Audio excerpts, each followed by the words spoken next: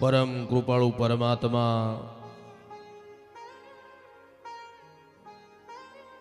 भगवान श्री हरिनी पूर्ण असीम कृपाथी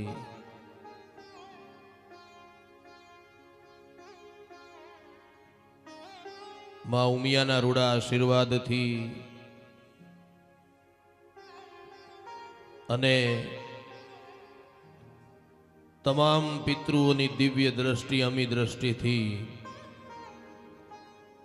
आ भगीरथ कार्य जोत जोतामा सातमा दिवसनी अंदर प्रवेशी गयुं छे।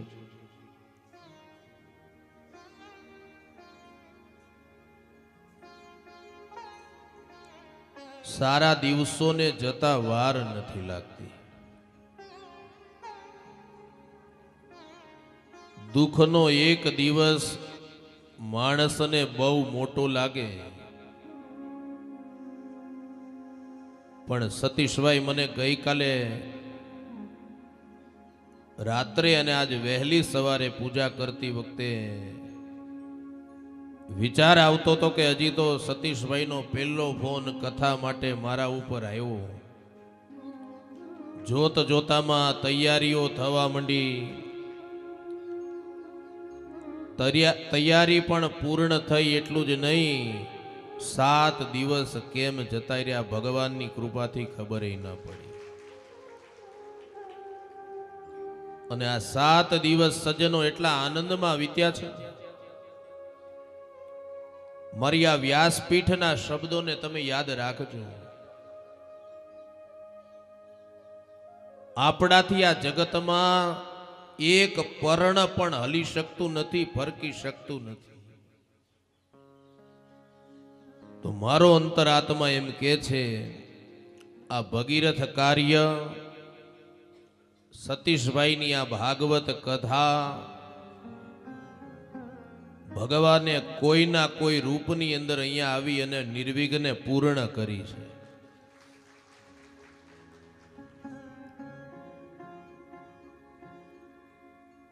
श्रीमद भागवत ए आसव छे। आसव एटले नशो चढ़े एवुं पीणुं। पण आपड़ा सांसारिक नशा छे एवो नशो श्रीमद भागवत नथी।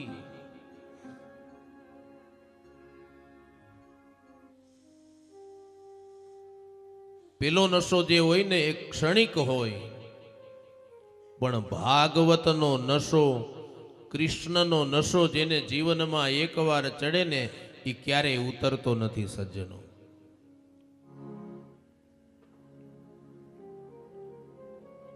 आजनी तारीखનું छापू सवारमा तमे एक वार वाँचो सारू लागे, बपोरे बीजी वार वाँचो थोड़ोक रस घटे, अने ईनु ई छापू सांजे त्रीजी वार ज्यारे हाथमां आवे ने त्यारे आपणे आम घा करी दईए के एकनु एक छापू दिवसमां 3 वार शुं वाँचवानुं। तो वहाला भक्तो, आ भागवत जेवो महान पवित्र ग्रंथ 5,500 वर्षोथी गवातो आव्यो छे, वक्ताओ गाता आव्या छे, तमे बधा सांभळता आव्या छो, छतां नथी कहेवा वाळा थाक्या, नथी सांभळवा वाळा थाक्या, कारण के भागवत ए स्वयं भगवान छे। આપણને એમ થાય કે આને સાંભળ્યા જ કરીએ, સાંભળ્યા જ કરીએ। અને આ ભાગવત એક એવી તાકાત છે, અમે પણ ગમે ત્યારે એ ભાગવતને ખોલીએ ને એટલે દરરોજ અમને કંઈક ને કંઈક નવું એમાંથી જાણવા શીખવા મળે છે। ભાગવત એ સંહિતા છે, ભાગવત એ શાસ્ત્ર છે, અને ભાગવત એ પુરાણ પણ છે।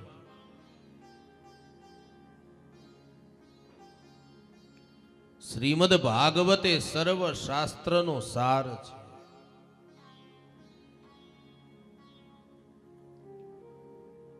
તો ગઈકાલે खूब भावथी, दिव्यताथी, भव्यताथी, धाम धूमथी ભગવાન કૃષ્ણ અને રૂકમિણીના વિવાહ કર્યા છે.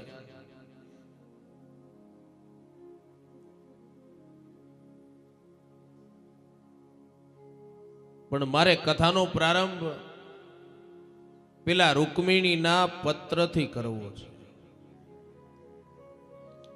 સુદેવ નામના બ્રાહ્મણને રૂકમિણીજી પત્ર લખી અને દ્વારકા મોકલે છે. અને એ પત્રમાં સજ્જનો એવું લખ્યું છે કે દીકરી માટે તમે પાત્ર ગોતો ને તો કઈ કઈ વસ્તુઓનું ધ્યાન રાખવું. દીકરી માટે તમે પાત્ર ગોતો તો કેટલી વસ્તુનું ધ્યાન રાખવું આ પત્રમાં ઉલ્લેખ છે અને વેદ વ્યાસની કલમ લખે છે. ધાત્વા મુકુંદ મહતી કુલશીલ રૂપમ વિદ્યાવયો દ્રવિણદામભિરાત્મતુલ્યમ ધીરાપતિમ કુલવતી ન વૃણીત કન્યા કાલે નૃસિંહ નરલો કમનો વિરામ. આ પત્રની અંદર લખ્યું છે કે દીકરી માટે પાત્ર ગોતીએ ત્યારે કેટલી વસ્તુનું ધ્યાન રાખવું. આ કથાને ખાસ ધ્યાનથી તમે સાંભળજો સજ્જનો, જીવનમાં ઉતારજો. તમારા ઘરે ભગવાને દીકરી આપી હોય તો સમય આવે દીકરી માટે પાત્ર ગોતવાનું થાય તો કેટલી વસ્તુનું ધ્યાન રાખવું. દીકરી માટે તમે પાત્ર ગોતો ને ત્યારે પહેલા વેલા કુળ કેવું છે એનું ધ્યાન રાખવાનું છે. કુળ એટલે પરિવાર, એ કુટુંબ, એ કેવું છે. બીજી વસ્તુ ધ્યાન રાખવાની છે એના શીલ એટલે સંસ્કાર કેવા છે. જે ઘરમાં તમે દીકરી આપો છો એ દીકરાના, એ પરિવારના સંસ્કાર કેવા છે આ બીજી વસ્તુને ધ્યાનમાં રાખવાની છે. ત્રીજી વસ્તુ છે કે જેવું દીકરીનું રૂપ છે એ પ્રમાણે વરરાજાનું રૂપ છે કે કેમ, ત્રીજા નંબરે રૂપને જોવાનું છે. ચોથા નંબરે વિદ્યા જોવાની છે કે દીકરીએ જે વિદ્યા ગ્રહણ કરી છે, દીકરીનો જેટલો અભ્યાસ છે એના પ્રમાણમાં વરનો અભ્યાસ કેટલો છે, વિદ્યા એની પાસે કેટલી છે.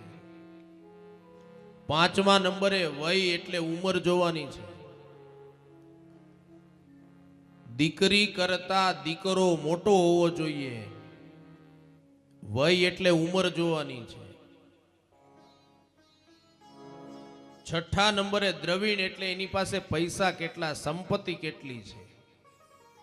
કારણ કે આપણામાં કહેવત છે, નાણા વગરનો નાથીઓ ને નાણે. જગતમાં પૈસા વગર કઈ થતું નથી. એટલે દ્રવિણ એટલે પૈસા કેવા છે. સાતમી વસ્તુ જોવાની છે આત્મતુલ્ય. આત્મતુલ્ય એટલે અમારા જેવા છે કે કેમ, આપણા જેવા છે કે કેમ. અને આઠમી વસ્તુ છે ને દીકરી માટે રહેવાનું ઘર જોવાનું છે. પણ આજે આપણે આખો ક્રમ ઉલટાવી નાખ્યો. દીકરી માટે જોવાનું થાય ને ત્યારે સૌથી પહેલા રહેવાનું ઘર જોઈએ છીએ. ભાગવત આપણું એમ કે છે કે દીકરી માટે જોવાનું થાય ને ત્યારે છેલ્લે ઘર જોવું. વર સારો હશે ને તો વરમાંથી ઘર થશે, પણ ઘરમાંથી વર નહીં થાય. પણ કથાના માધ્યમથી મારી યુવાન દીકરીઓને વિનંતી કરવી છે, બે હાથ જોડી માથું નમાવીને યુવાનોને પણ વિનંતી કરવી છે કે સજ્જનો, જીવનમાં એક પગલું એવું નહીં ભરતા કે તમારા લીધે તમારા માતા પિતાને નીચું જોયા જેવું થાય. સમાજમાં માતા પિતાની શાનને એની આબરૂને વધારજો.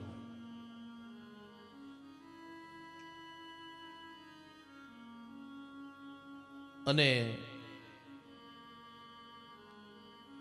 વિષ્ણુ પુરાણની અંદર તો એવું કીધું છે,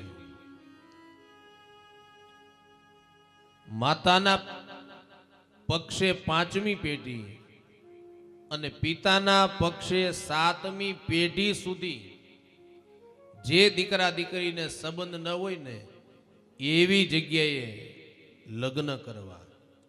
વિષ્ણુ પુરાણના 3જા અંશની અંદર 10મા અધ્યાયના શ્લોક નંબર 23 ની અંદર આ ઉલ્લેખ છે. વિષ્ણુ પુરાણના 3જા અંશની અંદર 10મો અધ્યાય અને શ્લોક નંબર 23 માં આ ઉલ્લેખ છે. અને અહીંયા મારી પાસે એક પ્રશ્ન આવ્યો છે કે શાસ્ત્રીજી આપે કહ્યું કે બ્રાહ્મણોના પવિત્ર બ્રાહ્મણોના ઘરનું માગીને ખાવું જોઈએ. તો સમાજની અંદર ઘણા એવું કહે કે દીકરીના ઘરનું ન ખવાય. પણ સજ્જનો યાદ રાખજો, શાસ્ત્રોએ દીકરી અને દીકરામાં કોઈ ફરક બતાવ્યો નથી.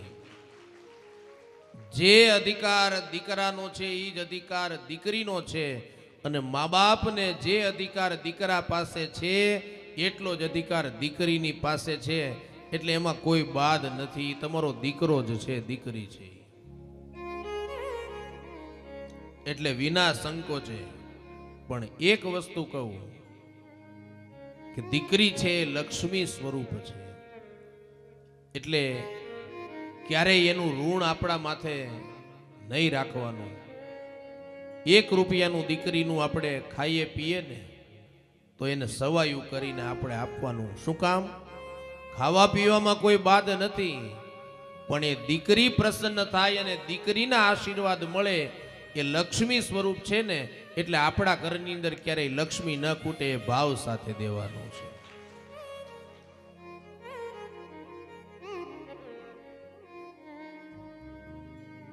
એટલે ભગવાન કૃષ્ણ અને રૂકમિણીના દિવ્ય અને ભવ્ય લગ્ન થયા છે. પછી ભગવાનના લગ્ન અષ્ટપટ્રાણીઓની સાથે થાય છે.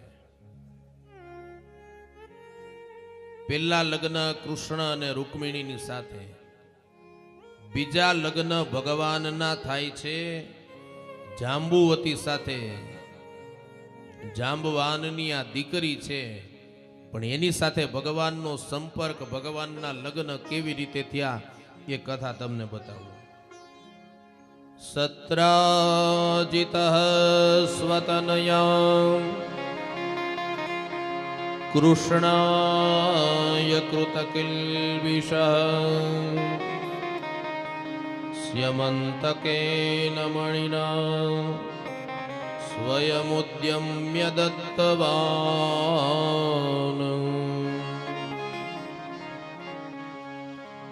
સત્રાજીત ભગવાન સૂર્યના પરમ પ્રિય ઉપાસક હતા.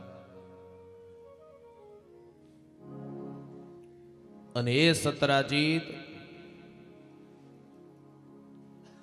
સૂર્યની ઉપાસના એટલી બધી કરીને ભગવાન સૂર્યનારાયણ સત્રાજીત ઉપર એટલા પ્રસન્ન થયા ને કે સૂર્યનારાયણે સત્રાજીતને એક સ્યમંતક મણિ આપ્યો છે. જેની પાસે આ સ્યમંતક મણિ હોય ને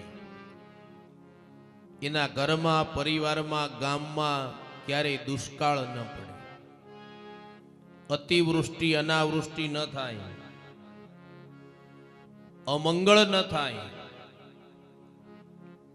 સ્યમંતક મણિનો પ્રભાવ બહુ મોટો, અને જેની પાસે સ્યમંતક મણિ હોય એનો અત્ર તત્ર ને સર્વત્ર વિજય થાય છે. એટલું જ નહીં, જેની પાસે સ્યમંતક મણિ હોય એ સ્યમંતક મણી દરરોજનું 160 તોલા સોનું આપે. સૂર્ય જો ઉગ્યા વગરના રે તો સોનું મળ્યા વગરનું રે. સૂર્યનો ઉદય થાય એટલે 160 તોલા સોનું મળે. આ સ્યમંતક મણીનો પ્રભાવ છે. એકવાર આ સતરાજીત સ્યમંતક મણીને ગળામાં ધારણ કરી ભગવાન કૃષ્ણ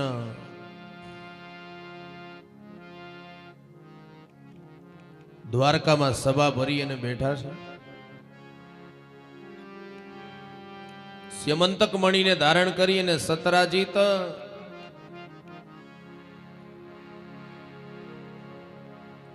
એ કૃષ્ણની સભામાં આવે છે. એટલે સ્યમંતક મણીના પ્રભાવથી સભાની અંદર બેઠેલા સભાસદો ભગવાન કૃષ્ણને પ્રશ્ન કરે છે કે પ્રભુ, લાગે છે કદાચ કોઈ સૂર્ય જેવી તેજ પ્રકાશ વાળો અથવા તો સ્વયં સૂર્ય આપણી સભામાં આવી રહ્યા છે. ભગવાન કૃષ્ણ કહે છે સભાસદોને,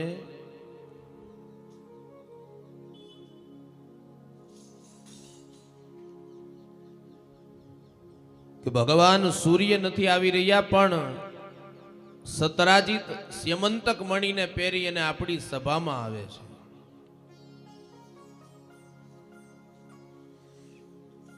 અને એ વખતે સભાની અંદર સતરાજીત આવે, ભગવાન આગતા સ્વાગતા કરે છે. ભગવાન સતરાજીતને કહે છે કે સતરાજીત, તમે એક કામ કરો. બોલે શું? તમે જે સ્યમંતક મણીને પહેર્યો છે ને, એ દ્વારકા નગરમાં સુરક્ષિત જગ્યાએ આપણે મૂકી દઈએ. કારણ કે આ સ્યમંતક મણીનો પ્રભાવ બહુ મોટો છે, એટલે તમારી જાન ઉપર ખતરો રહેશે. તમે સુરક્ષિત રહો, સ્યમંતક મણી સુરક્ષિત રહે, એટલે એ અહીંયા દ્વારકા નગરમાં સાચવીને રાખી દઈએ. પણ પેલો સતરાજીત ન માન્યો. ઘટના એવી ઘટી, સતરાજીતનો ભાઈ પ્રસેન એકવાર આ સ્યમંતક મણીને પહેરી ઘોડા ઉપર બેસી અને જંગલમાં જાય છે. ત્યાં ઘટના એવી ઘટી કે સતરાજીતના ભાઈ પ્રસેનને અને ઘોડાને એક સિંહે મારી નાખ્યો, અને એ સિંહે સ્યમંતક મણી લઈ લીધો. સિંહ જ્યાં સ્યમંતક મણી લઈ અને આગળ જાય છે, તો બીજી ઘટના એવી ઘટી કે સિંહને રીંછે મારી નાખ્યો. જાંબુવાન નામનો રીંછ, એણે સિંહને મારી નાખ્યો, એની પાસેથી સ્યમંતક મણી લઈ લીધો, અને એ રીંછ ગુફાની અંદર જતો રહે છે. સતરાજીતને ખબર પડી પોતાના ભાઈ પ્રસેનનું મૃત્યુ થયું છે, સ્યમંતક મણી ચોરાયો છે. અને સતરાજીતે કઈ જાણ્યા વગર સ્યમંતક મણી ચોરાયાનું આળ કોના ઉપર નાખ્યું? ભગવાન કૃષ્ણની ઉપર. સાહેબ, કથા ઉપદેશ કરે છે, આ જગતે, આ દુનિયાએ કૃષ્ણને નથી છોડ્યા, ભગવાનને નથી છોડ્યા.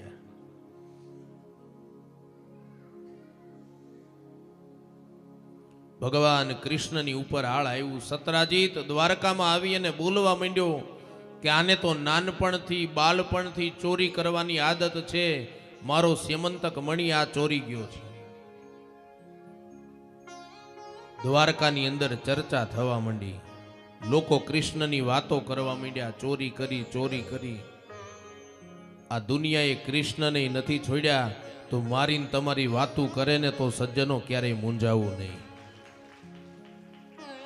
પણ ભગવાન કૃષ્ણએ શું કર્યું? મૌનને ધારણ કર્યું છે. જવાબ નથી આપ્યો આ દુનિયાને, સમાજને. મોટું આળ હોવા છતાં ભગવાને મૌન ધારણ કર્યું.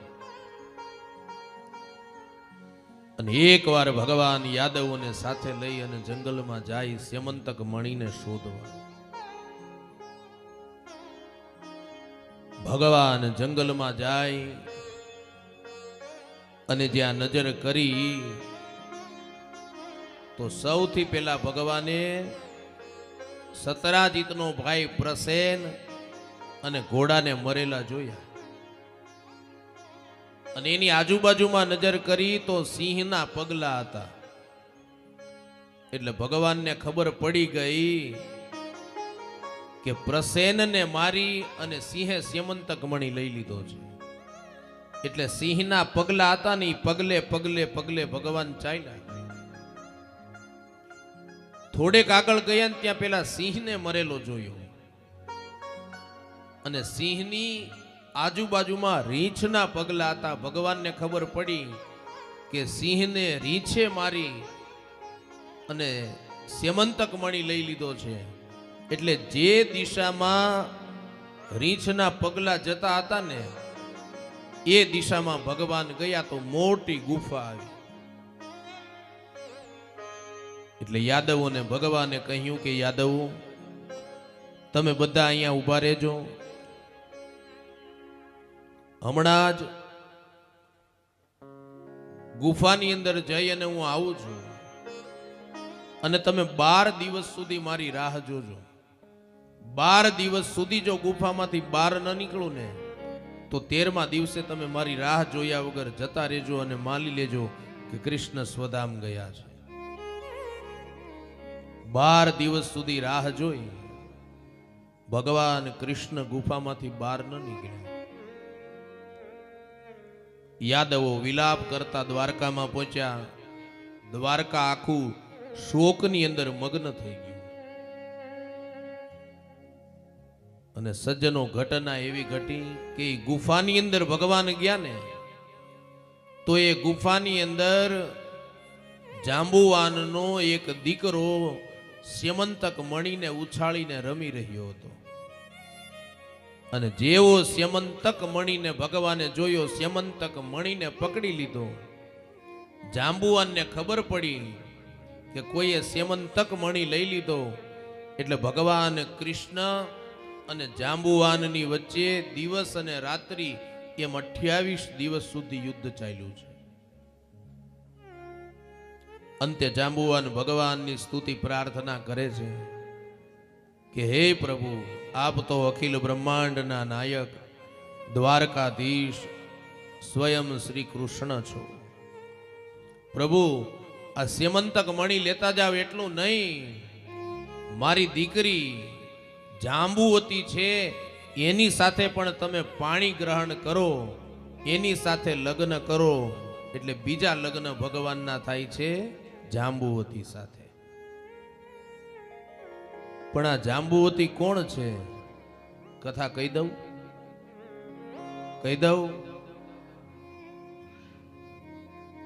સમય ઓછો પડે છે. અને સતીશભાઈ આપણે એક કામ કરી તો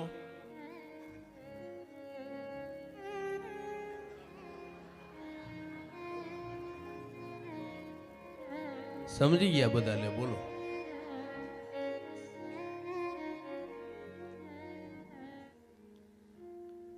ભગવાન કૃપા કરશે ને સજ્જનો તો મોટી દાવમાં આપણે બીજી કથા કરશું અને પાછો આનંદ માણશું.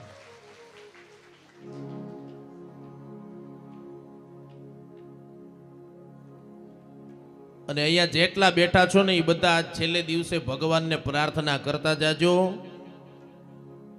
કે કોઈના કોઈ રૂપમાં કથાના માધ્યમથી વહેલામાં વહેલી તકે મોટી ગામમાં પાછા મોટી દાવમાં પધારજો. તો બતાવી દઉં કે આ જાંબુવતી કોણ છે. રામા અવતારની અંદર જાંબુવતી એક કુંવારી દીકરી. ભગવાન રામ જ્યારે વનવાસમાં જાય છે ને ત્યારે દીકરી સમુદ્રના કિનારે બેઠી બેઠી તપ કરે છે અને ભગવાન રામને પતિ તરીકે મેળવવા માટે તપ કરે છે.